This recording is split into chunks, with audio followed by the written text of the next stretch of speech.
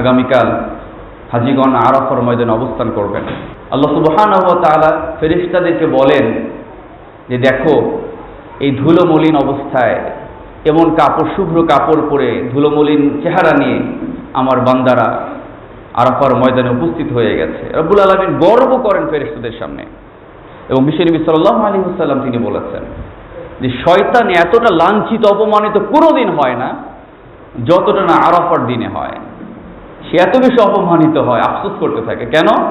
রব্বুল আলামিন এই আরাফার দিনে এত এত মানুষকে তিনি ক্ষমা করে দেন, তিনি তাদেরকে জাহান্নাম থেকে মুক্তি দিয়ে দেন, জান্নাত দান করেন। এজন্য শয়তানের আফসোসের শেষ থাকে না, সে আফসোস করতে থাকে। আর এই আরাফার দিনেই কোরআনুল কারীমের গুরুত্বপূর্ণ একটা আয়াত নাজিল হয়েছিল বিশ্বনবী সাল্লাল্লাহু আলাইহি ওয়াসাল্লামের উপরে, আল ইয়াউমা আকমালতু লাকুম দীনাকুম ওয়া আতমামতু আলাইকুম নি'মাতি ওয়া রাদিতু লাকুমুল ইসলাম দীনা। আল্লাহ সুবহানাহু ওয়া তাআলা বললেন যে আমি আমার দিনকে তোমাদের জন্য পরিপূর্ণ করে দিলাম, আমার নিয়ামতকে তোমাদের উপর পরিপূর্ণ করে দিলাম, এবং ইসলামকে একমাত্র তোমাদের জীবন ব্যবস্থা হিসেবে আমি মনোনীত করে দিলাম। সুবহানাল্লাহ।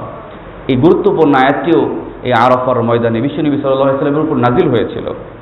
প্রিয় ভাইরা, এজন্য এই আরাফার দিনের সিয়ামের অনেক গুরুত্ব রয়েছে।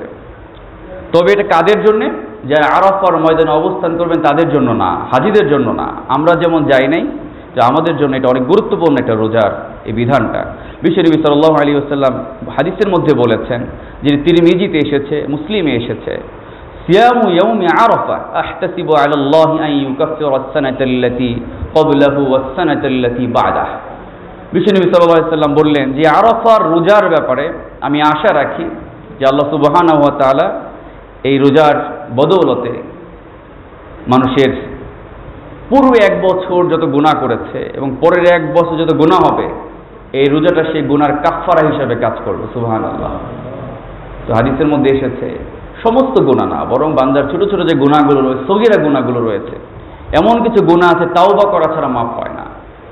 পরের হক নষ্ট করলে সেটা তার কাছে ক্ষমা না পেলে মাফ হবে না। কিন্তু ছোট ছোট অনেক গুনাহ আছে যেগুলো আমরা করে ফেলি, এই সমস্ত গুনাহগুলো আল্লাহ সুবহানাহু ওয়া তাআলা এই রোজার মাধ্যমে তিনি কি করবেন? মাফ করে দেবেন। এজন্য প্রিয় ভাইরা, আমরা চেষ্টা করব এই আরাফার এই রোজাটা রাখার জন্য। এই রোজার ব্যাপারেও মত এসেছে। বিশ্বনবী সাল্লাল্লাহু আলাইহি ওয়াসাল্লাম তিনি বলেছেন ইয়াউমি আরাফা, মানে আরাফার রোজা। এখন আরাফার রোজা মানে কি? এ ব্যাপারে উলামায়ে কেরাম দুইটা মত দিয়েছেন। কেউ কেউ বলেছেন এটা স্থানের সাথে সম্পর্কিত বিষয়, কেউ বলেছেন এটা তারিখের সাথে সম্পর্কিত বিষয়।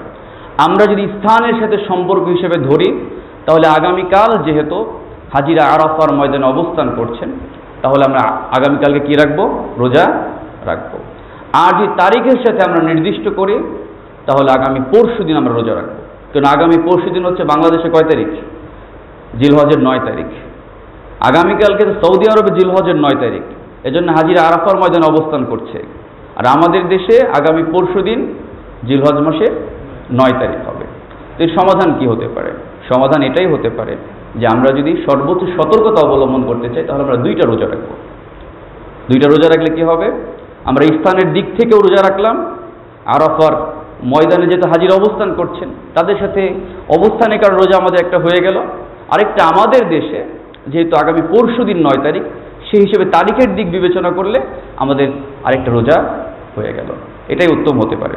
আর কেউ যদি মনে করে না আমি একটা রোজায় রাখবো, সেটাও হতে পারে, কিন্তু সতর্কতার এটাই হতে পারে 2টা আমি রোজা রাখবো।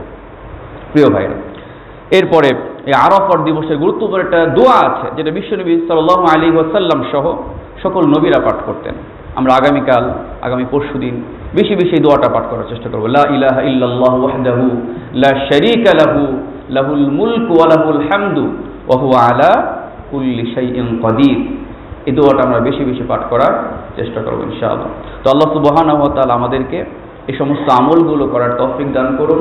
আমাদের কুরবানি রব্বুল আলামিন কবুল করে নেন। এখনো যারা কুরবানির পশু ক্রয় করেন, এখনো চিন্তা ভাবনায় আছেন, দুদুল্য মন অবস্থায় আছেন, কিনবো কি কিনবো না, কি হবে না হবে, কি দরকার কেনা, এরকম যারা অবস্থায় আছেন তাদের জন্য আমি বলতে চাই, গত জুমাতে আমরা আলোচনা করেছি, আপনি মনটাকে একটু শক্ত করেন যে আপনি অবশ্যই পারবেন। আর বিশ্বনবী সাল্লাল্লাহু আলাইহি ওয়াসাল্লাম তো বলেছেন, যার কিনা সামর্থ্য আছে সে যদি এই সামর্থ্য থাকার পরেও কোরবানি করলো না, ঈদগাহে যেন না আসে। এত গুরুত্বপূর্ণ কথা বলেছেন, সেখানে আপনি কিভাবে এটা চিন্তা করেন যে আমি কোরবানি করব না? আপনার কাছে ছাগল কেনার সামর্থ্য থাকে, 7 ভাগের 1 ভাগে দেওয়ার সামর্থ্য থাকে, টাকা থাকে, আপনি অবশ্যই কোরবানি করবেন। আপনার সিদ্ধান্ত নেওয়া উচিত। তো আল্লাহ সুবহানাহু ওয়া তাআলা আমাদের সবাইকে কোরবানি করার তৌফিক দান করেন, আমিন।